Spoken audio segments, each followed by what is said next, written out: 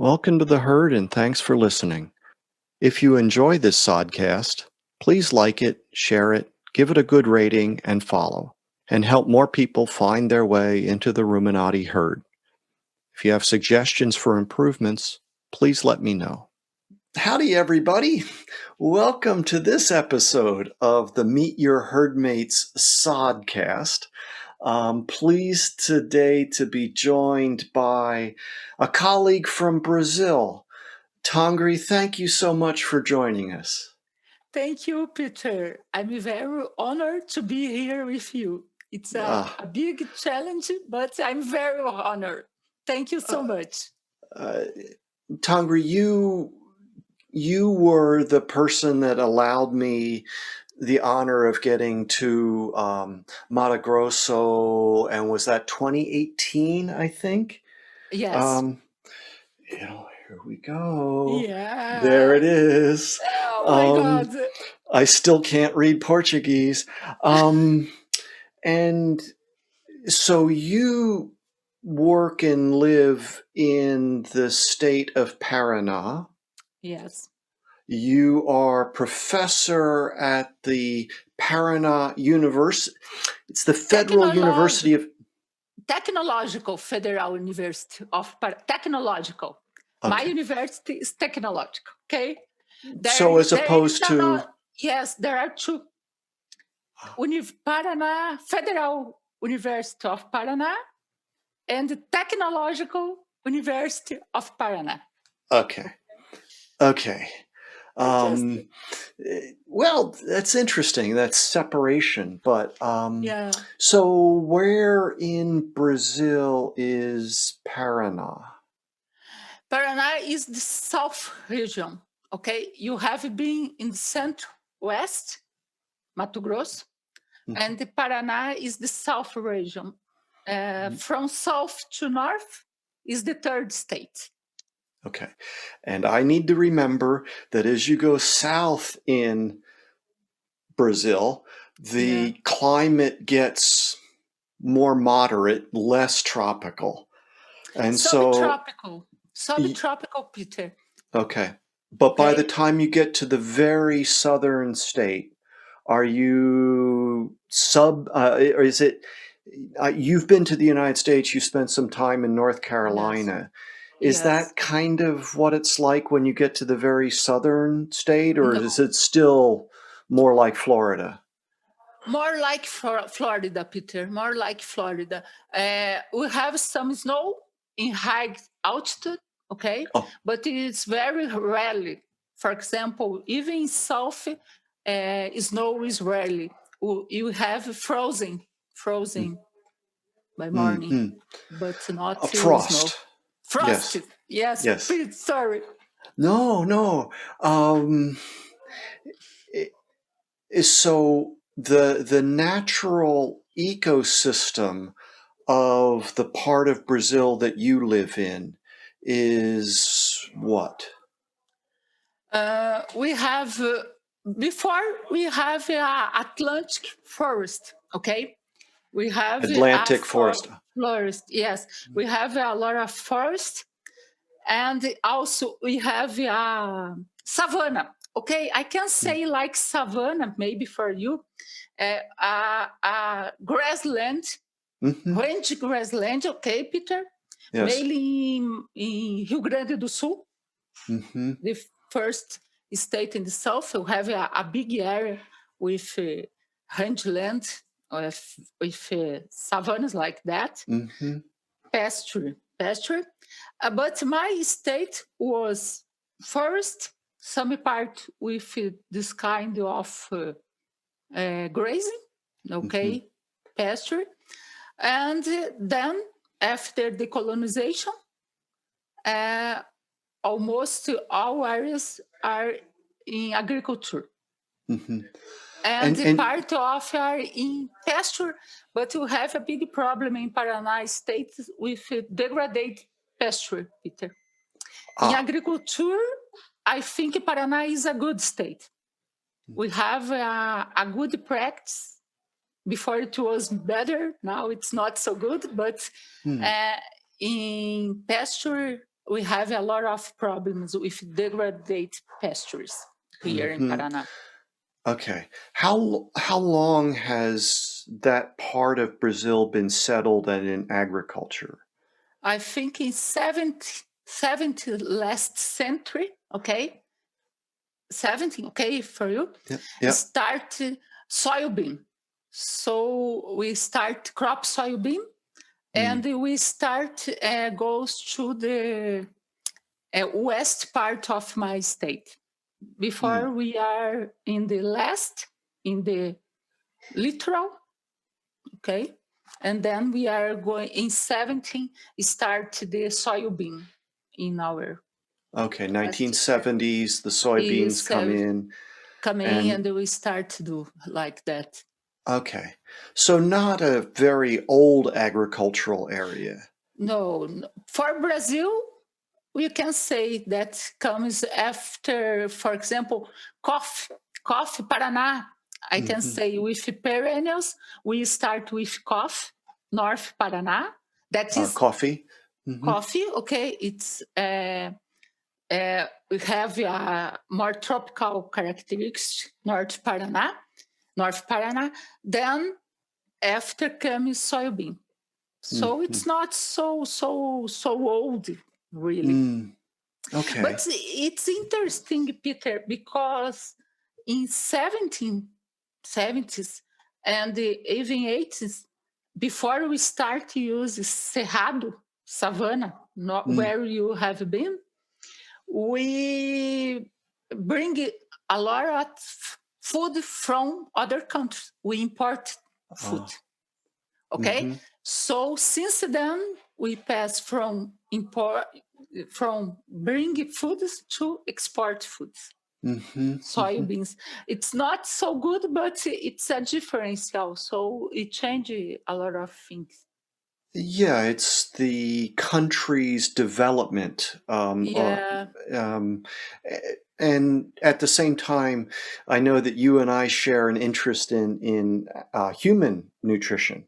Yes. And the use of soybean oil is very common in Brazil, as well as sugar is a major crop. And so a lot of the metabolic issues that people in North America would be familiar with are present in Brazil. Despite this more recent development, it's happening very quickly, I think. Certainly, Peter, you are correct, unfortunately. So the conference that your work focuses, maybe that's not correct, but it seems to focus in this area of livestock cropping systems. Yes. So one of the points I make is that there is no either or. There's no animal agriculture over here and crop agriculture over here where they're separate. That they're integrated in some way. But your work is more explicitly in the same area, the same fields. Perfect. At different times. So let's talk about that, because one of the arguments against animal agriculture is, well, think of the crops we could grow if we stopped using that land for animals. So let's talk about the systems that you're studying and some of the things that you're looking at. And I know that you also have some graphics that we can start to share to talk about the region. But let's just, what do you mean by livestock cropping systems? And then we can get into graphics. In the genesis, in the start of this idea, Peter, I get the example of my state, okay? We have a long tradition of no-till system in Paraná, cover crops. So we look out during the summer. You do crop grains, soybean, corn, beans. Okay, Peter. And during the winter, we put wild high grass like cover crops. Yeah. Mm-hmm. Okay, but we don't get money. We don't have a immediate use of this crop. Huh. So we started to look all this food, okay, Forage. Mm-hmm. Mm-hmm. forage, and we think if we put animals in this area. So in Paraná, I start like this idea, Peter, to use during the winter, okay, fall, winter, an area, it's about 6 million hectares or 15 million acres, okay, that you have to use during the winter, and you don't have to get deforestation, for example, for this. They are very high fertility areas. So it starts like that, okay, Peter? But at first, the problem were the farmers that was concerned about the soil compactation, because they are agriculture, just grain crops, and they were concerned about compactation. So it starts more or less like that, Peter. How long ago?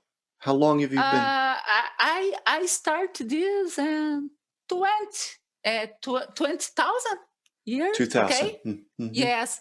1998, Professor Aníbal de Moraes, have you met in Mato Grosso? Aníbal de Moraes, professor at Federal University of Paraná. He started to study this kind of technology, and I went to this university to do my PhD. Okay, so I started there. I studied. Until then, I just work with plants. Okay, yes. Yeah. So we start like that in Brazil, even in Brazil. Okay, and there has progressed a lot, I think. Well, excellent. Let's look at your graphics. Brazil has a lot of opportunities, okay, since corn, pasture, beans. So, and we are here in South. Paraná is this state, okay? Just to remember some things about Brazil, okay? We have 80 million square kilometers, okay? And our population is 212 people almost. Our soybean production this year was 132 million tons, and our meat production was 10.5 million tons. Okay, Peter? So talking about Paraná, we are here. Paraná is the Iguaçu Falls state. We have Iguaçu Falls here. And Paraná has, the area total of Paraná is 20 million hectares. Okay, Peter? We have in summer this area 6 million hectares that we do summer soybean, yes, mainly soybeans, and also we do corn, okay, and beans. But since I think in the last 10 years, we started to do something we call second crop or safrinha, little harvest. What is after soybean, we put corn, for example. Okay, Peter, in the same year, agriculture. But we have this kind of 6 million of hectares in summer crop. And for winter crop, we have just 1.5 million of hectare. So the difference between this, we can use it to do cattle production, for example. Okay, Peter? Okay. Now, again, you say winter, but that's still growing conditions. Yeah. So what would some of the winter crops be? Is that things like cereals, wheat, or barley, Yeah. or things like that? Or Barley, wheat, okay, and the black. And you have a great area with black wheat for cover crop. Okay. Okay, Peter. Mm-hmm. So our production of soybean this year was 20 million tons in Paraná. And meat will have a low production of meat. So we needed to increase our meat production, Peter. Because of that, it's a great opportunity to use this area, okay, for pasture. So I can explain more or less what is integrated crop livestock system. Please. In Brazil, we don't have frequently snow. In the winter, we have a low temperature, but some frost, okay? But it's rarely snow. So our soil is always live. He is working. And what is possible to do in this case, it's common in Brazil, after you finish some crop, normally we apply herbicides, and we come in planting the sequence crop. Okay, Peter? Here we are planting corn after pasture, after you use our pasture. It's something like that, Peter. Here, it's a experimental. This is in Santa Catarina. It's not in Paraná, but it's similar. We have 76 days with pasture, okay? And after we remove the animals, and you have planting corn. Okay, Peter, in the same areas. So what happened? Just I give you an idea of yield. This corn, we get 40 tons by hectare. Okay, Peter, it's a high production even after this cattle production. No? So it's a very sustainable system, and with high productivity, high yield. So that's grain yield of corn? Of corn. And the animals, we have sometimes that we attained almost 600 live gain. I don't know if you 800 live gain by hectare, Peter. I don't know if you will understand me. Okay.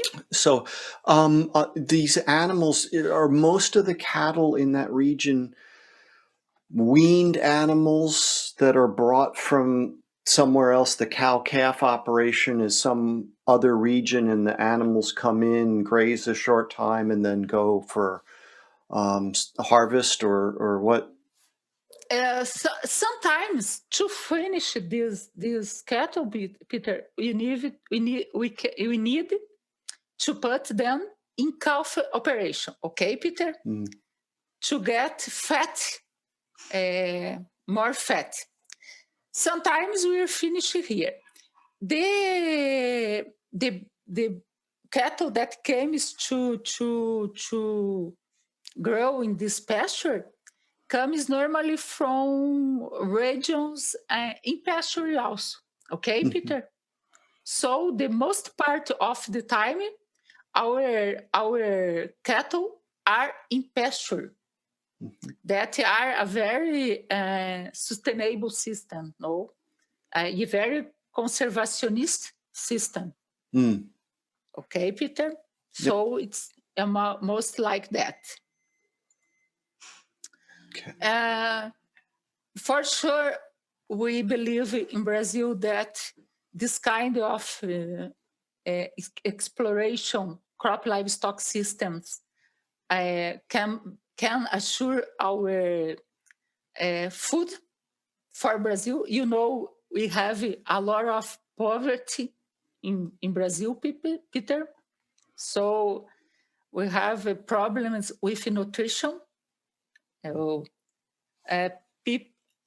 People don't have access to a good protein made. So we have worries about the quantity and the quality of food in our country. So we need to improve the quality of food. With animal production, I believe we can improve also this part also. I don't know, Peter, if you wanted to go to system fertilization, we wanted to discuss some point about these things. Well, I think that this, it's absolutely critical, and other guests have spoken about, are faced with this necessity to increase the quality of our food supply. And it's not, we have to overcome some thoughts that, you know, a pound of vegetable protein is equivalent to a pound of animal protein. They're not. And that, you know, we can replace animal source food with plant source food. And to a degree, it's possible. I mean, that omnivorous diets properly formulated are, of course, what most people are going to be eating. We're not there yet. We have to increase the production and do it in a way that the farmer gets to make a profit so they can continue. At the same time, it can't be more expensive because already there's affordability issues. That we have to make it so that it is whatever is appropriate, because not everybody, you know, cultural issues, ethnic issues, people prefer different things, and so whatever is appropriate, it has to be affordable and accessible to people. And so it's critical as we go forward for all of those things to be part of the conversation. I think that they're too often not, and I think that that's a problem. But one of the things that I don't think people pay enough attention to is to produce those crops, the inputs necessary to do that. And now you're doing work, and your colleagues, there's more people, there's quite a significant, well, when I was there for this, there was the foundation of a society to forward this work. And in 2023, when we have the international in North America, you're going to come, right? Yes, for sure. So, but this idea of producing more food from the same land using the same or lower inputs, plus having benefits in terms of soil health, is this really amazing story. So I really want us to talk about that in terms of what you're finding about. And in fact, in our correspondence, you talked about using the same atoms over and over again, that we can, when we fertilize crops and harvest them and ship them, a significant amount of nutrients leaves. And in the next 29 years, 70% of humanity is going to be living in urban areas. And so this nutrient transfer is going to go to where the people are. But the return to the land, I don't know how that's going to get fixed. But you and colleagues are showing that we can fertilize pasture for better pasture production, run cattle, cycle the nutrients, because when we ship cattle, we export less nutrients relative from that area. And so then the crop that comes after benefits from that fertilizer as well. So let's talk about that. Yes, Peter, you put very well this question. And I remember, for example, from our soybean production, 70% goes to China. So you can imagine how many nutrients are going to China. So if these stay here and you can export, for example, meat, because they are going to do meat with our soybean, of course, we have a more conservationist system. But we can start with this question we call system fertilization. Okay, Peter? And we start back to 2000 year with nitrogen. That is the more complicated nutrient because we have a lot of losses, no? Do you understand? Losses. Yeah. Yes, we have a lot of loss. So, but we start with nitrogen.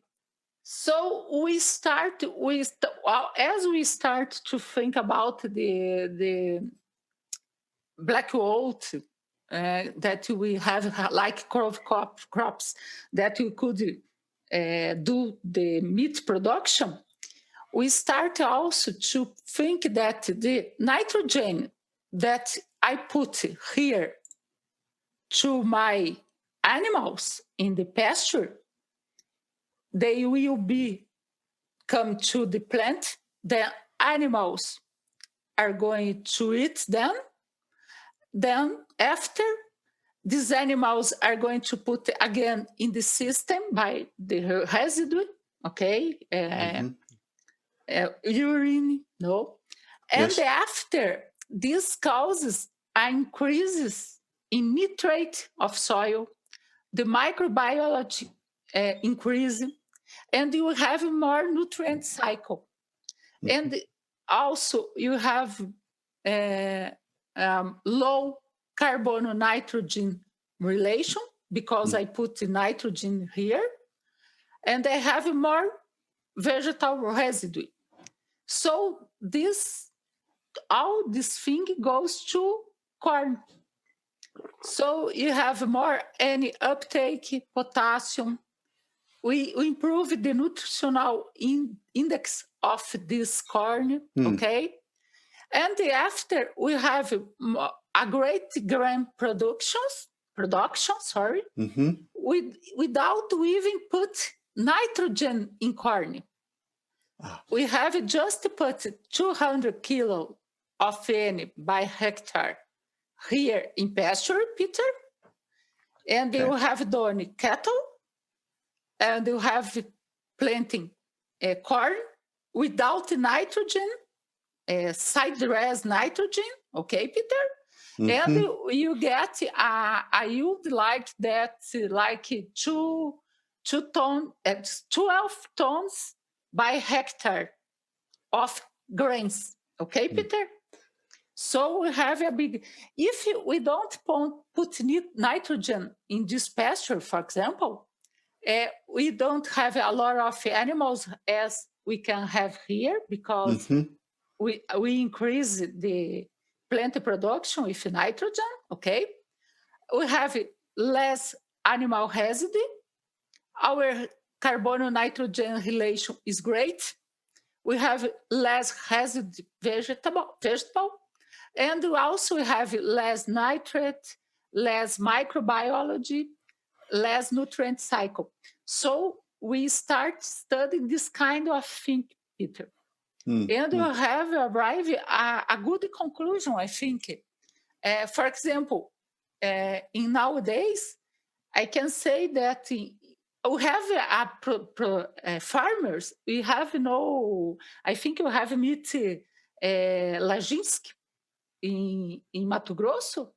They do in big areas corn without put nitrogen in corn. They just put in pasture. Okay, Peter? Interesting. And so Yes. this would be an annual, winter in quotes, annual type forage plants. Yes. And yes. then that same year, the spring,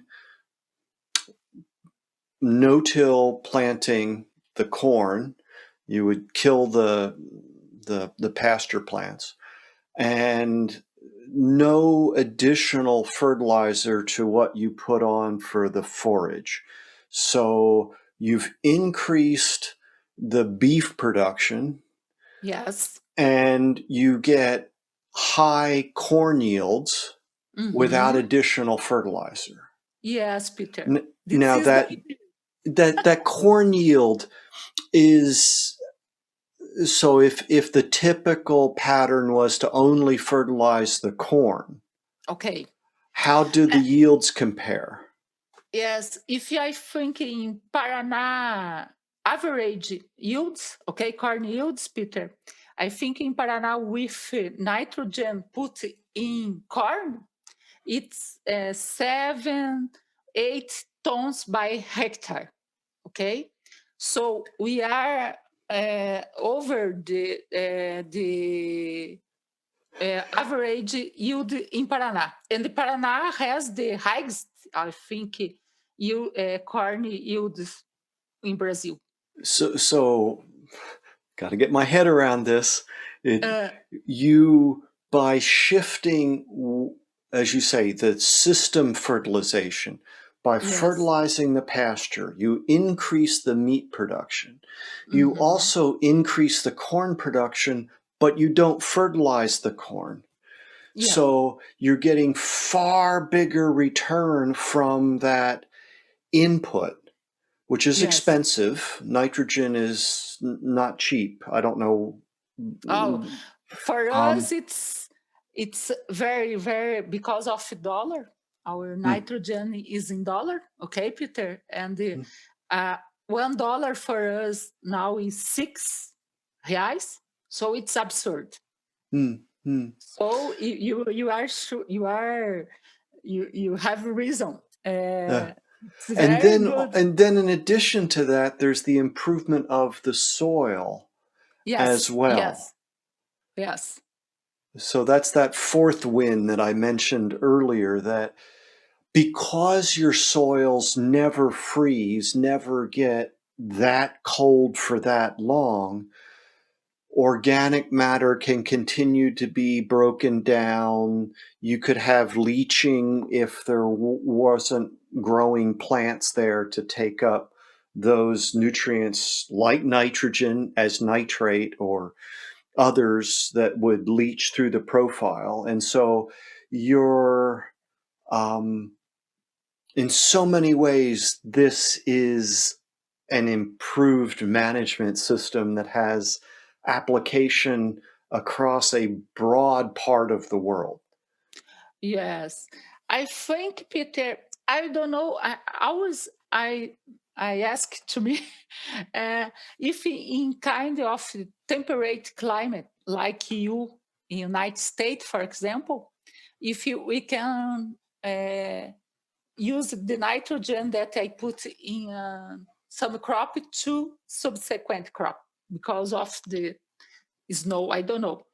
But for example, in Brazil, almost all Brazil, we can use this technology, And it's very amazing, Peter, because when I apply nitrogen here in pasture, I'm not just fertilizing the plant, but also, Peter, I'm fertilizing the soil microbiology because animal microbiology has a lot of carbon from plants, here in residue and even with roots that you have here, but they don't have microbiology, don't have nitrogen.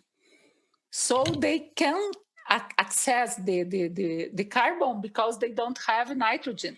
When I put nitrogen in the pasture, I also fertilize the microbiology. Yes, yes. You're Yes. feeding, yes, you're feeding, Yes, yeah, feeding the feeding. bugs, you're Yeah. feeding the plants, and we're feeding the animals. And Yeah. yes, this is a wonderful, exciting area. And I do think there's some potential in the more temperate region for cover crops to scavenge nutrients from the preceding crop and maybe hold them to a degree that wouldn't occur if it was just corn and then do nothing until the next growing season. Yeah. So there are those considerations. Yes. Yes, I think you here also we have some intercrop. I don't know how you say in United States, but cover crops. You can use something like that, like a plant that can pump, bring the nutrient from the subsoil. Lower, yes, lower depth. Okay, Peter. So I believe it's possible in your country also to do something like that, Peter. Here we have, and after we start to study this kind of things, we start to think how animals change, affect nutrient cycling. Okay, Peter. One thing that it is interesting, Peter, is that we have observed the carrying over effect of the nutrient that we apply in the pasture that goes to the corn. Okay, Peter? But we haven't observed the carrying over effect of nitrogen and the nutrients that we apply in corn to pasture. Okay, this is one way. Just carrying over, at least for our subtropical conditions. So I think the animals and the temperature, climate also during the summer is very important in this context. So we have studied how herbivores, Herbivores. herbivores, yes, they act. And how do they affect nutrient cycle? Okay, so at first we have observed that they increase the dry matter production and the absorption of the nutrients by plants. When I put animals, plant always is regrow, and that brings more nutrient to the system. Plants bring nutrients and lower depth. So in this case, we have observed 1 hectare has produced 14 dry matter tons. Okay, and in this there was 199 kilos of nitrogen by hectare, 70 kilos of phosphorus by hectare, and 27 kilos of potassium by hectare. So it's a lot of nutrient that we have just in the dry matter in the plant. But in the sequence, animals return the most part of this nutrient by urine and deserts. Almost 98 kilos of nitrogen. Because of that, the nitrogen we have put in the pasture is returned to the soil. of kilos of phosphorus, 127 kilos of potassium. Okay, Peter? Mm-hmm. Another thing that it's important, we have observed the increase in the amount of and the diversity of mesofauna. We have a lot of dung beetle. Dung beetles, yes. Dung beetles, yes, it's amazing, Peter. Worms. So this causes the construction of biopores in the soil, okay?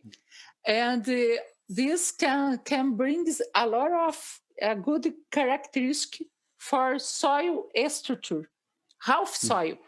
You turn our soil in health soil. Mm-hmm. And also grazing increases the rate of decomposition, the plant residue. So the plant, the decomposition is great, and the turnover of nutrients is great. This is very important for my nitrogen. And the animals increase the quantity and the diversity of soil microbiota. So we have all these things happening at the same time in our systems. Okay, Peter? And your research has measured and quantified these things taking place. Oh, we have finished some a PhD thesis, okay, this year from my students. So we can see here, another thing that was amazing is how this system affects the carbon and the nitrogen stocks. Because animal production, always people comment that you have a lot of problems with greenhouse gas, okay? Methane, for example. On the other hand, pasture done a lot of carbon sequestration. So what you have observed in 6 years of cultivation in crop livestock system, okay, Peter? When I put nitrogen in the system here, okay, in the pasture, and I have a low stocking rate, I have almost increases in carbon stock in the depth of 0 to 10 centimeters of soil. Okay, this is almost 616 kilo carbon by hectare by year that our system put in soil. This is carbon sequestration. This is reduction in greenhouse gas. Greenhouse gas. Yes. Also have observed when we don't put nitrogen in the pasture, we don't have increase in any stock in the soil. But when you have put nitrogen in the pasture, we have increases also in the nitrogen stock. So this is nitrogen stock, this graph. Nitrogen stock. Yes. Thank you. But, yes, yeah, it's the same. This is the initial, okay, Peter? This situation is like our milk farmers. We have a lot of milk done here. Dairy. They put in dairy. Okay. They put nitrogen in crops. And after in the cover crops, they put the animals, but they don't put nitrogen. Okay, Peter? So we don't have increases after 6 years. We don't have increases in nitrogen stock. But as you said, when I put nitrogen, or when I increase the stock rating, I have increases in nitrogen stock. Interesting. Now let's go back to number one. Number one was carbon stock. Yeah, carbon. Carbon. Yep. So it's the same treatments. Yes. But what we see here is either the addition of nitrogen at a low stocking rate or a higher stocking rate produces an increase. But the higher in stocking rate with the nitrogen didn't. Yes. That's interesting. Yes. This is lower. I think because when I put a high stocking rate, even with nitrogen, there are few carbon to cycle, maybe. Few residue, okay? Less Plant residue. Less residue. However, you can see here, Peter, even here, we keep the same level of the initial, okay? The problem here, it's something like that. With a low stocking rate without nitrogen in pasture, we have low carbon. Declining carbon over, and this was 6 years, so 6 years. Okay. Fascinating. And this is the traditional. What we do here is this kind of thing.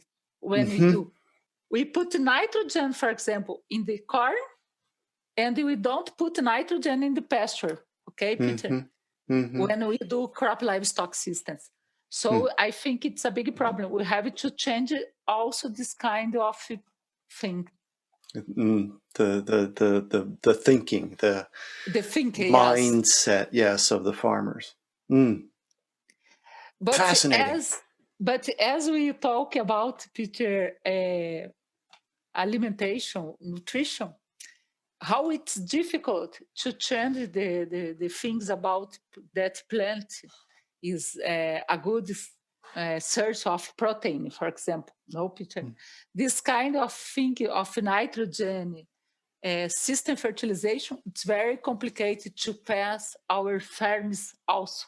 Has improved a lot, mainly because of, we said before, this kind of system gives us a lot of profit. Profit? Yes. Farmers can do a lot of money with this kind of system. So they started to think more about that. But if you think that they can do money, that is good. Nobody doesn't like money, no? Yes. And also, we can improve the sustainability of our system. We can improve the conservation. We can improve also system. I think it's a great way to produce food. Well, and as we have these conversations about environmental footprint of agriculture, this becomes a critical part of what's possible. I mean, we have assumptions and we have models, but if they're not accounting for this as a potential, then I don't think they're accurate estimates. Also, I think it's important for people to know what we already know we can do, so that if people start saying, well, we need to make investments, okay, yes, here's something that's been shown, let's get this adopted and see what happens, rather than some of the notions that get entertained. And then from economic development for the nation, the strength of the agricultural sector is always critical to the economic strength of the nation. And then we can look at the population that's supported and how better quality diet supports a healthier population. That has benefits in terms of productivity. I came across a line recently that goes something like allowing low and middle income countries to feed their way out of poverty. That improving our livestock systems.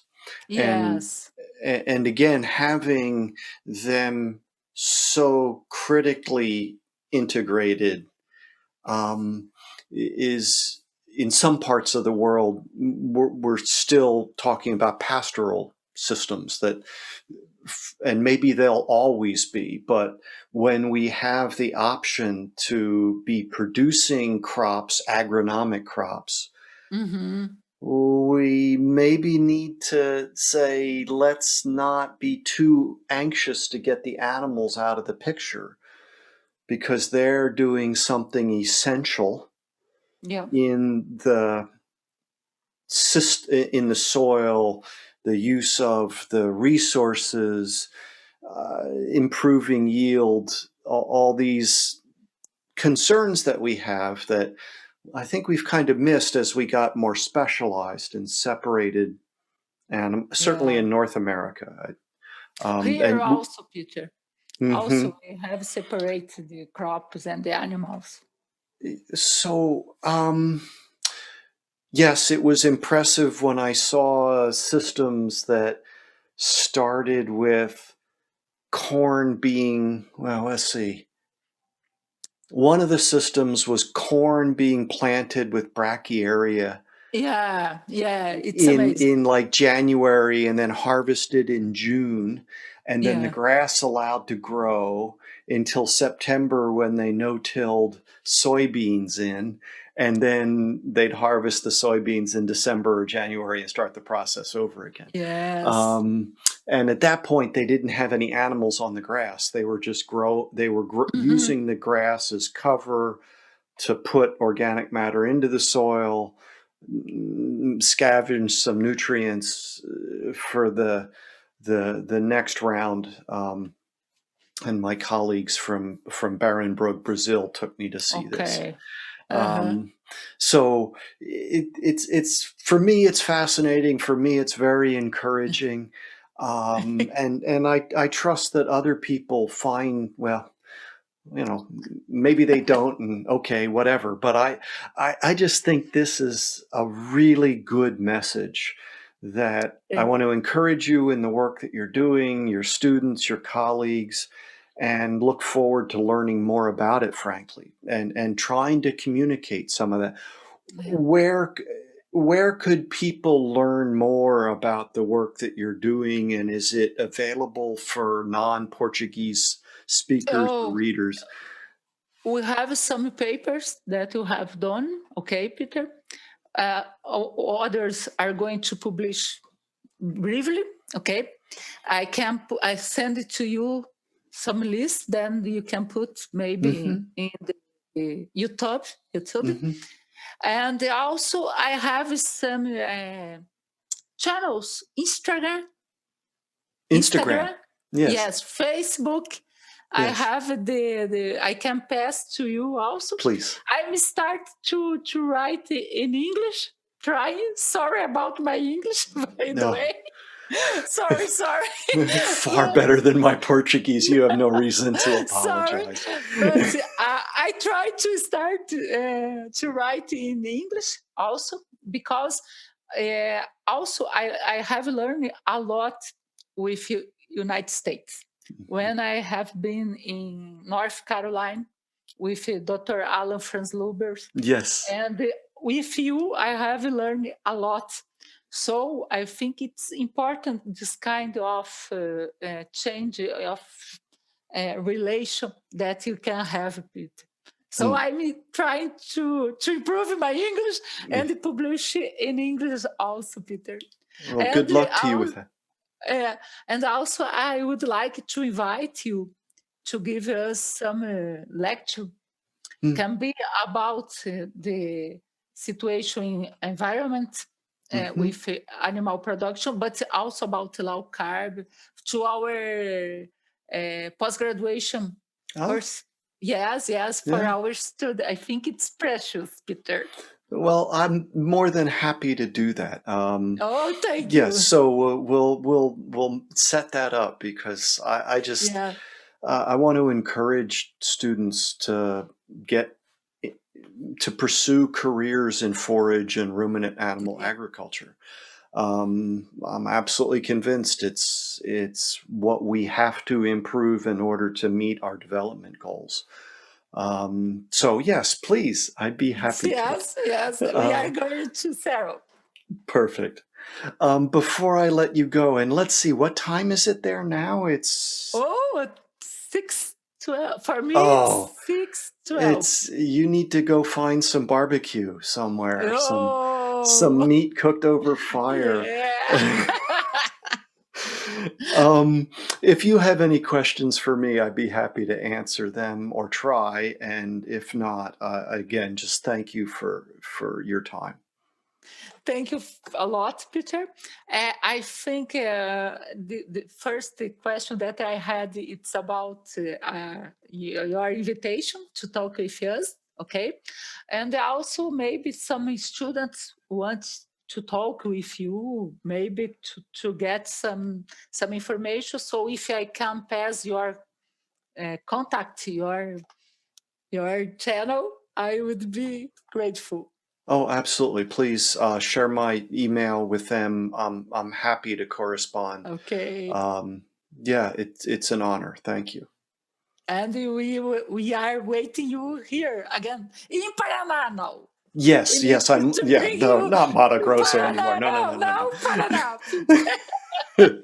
Yes, I would very much like that. I also am just looking forward to the day when, we can kind of get back to travel. And I wish Yeah. you all the best with what's going on. And yeah, you're in our thoughts. So thank you. Thank you, Peter. All right. Hope see you briefly. Bye bye. Bye bye.